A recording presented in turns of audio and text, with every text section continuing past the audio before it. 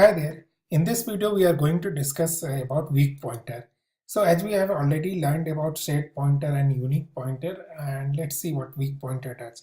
First and foremost, we cannot create a weak pointer instance like this. This will give us a compilation error because weak pointer cannot be initialized like this.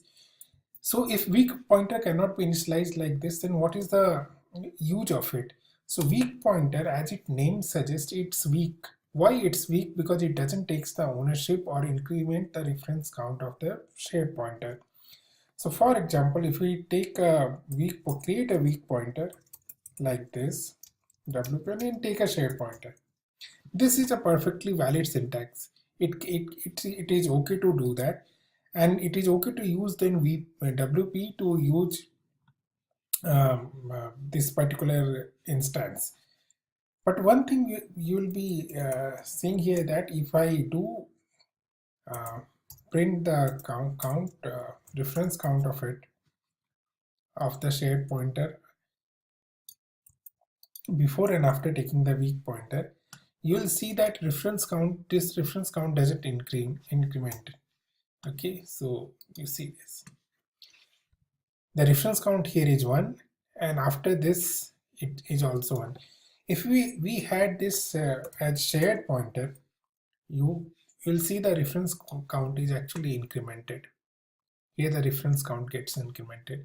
So if you do a weak pointer, it doesn't take the ownership of it. Now coming back to the way we use it a return from a function. Let's say we are having a function, and this thing we are doing it over here, right? And I am returning this sp shared pointer.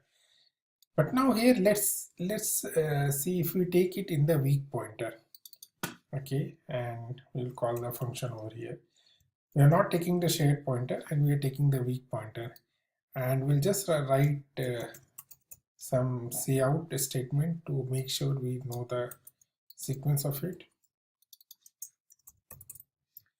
So if you run this program, you'll see that the inter is called, the function is called, it construct, but before returning it also destruct it, and the weak pointer will having a pointer which is now pointing to some uninitialized or unidentified memory, because weak pointer doesn't take the ownership.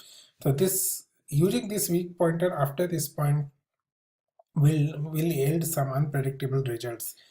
If we had changed this weak pointer to shared pointer, let's see, we'll get destructor called after the exit.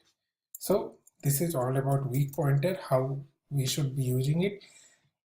Use only when you are aware that the pointer which weak pointer is referring to is actually having the memory.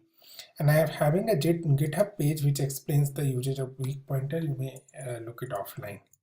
That's all about weak pointer. Thanks a lot. Thanks for watching.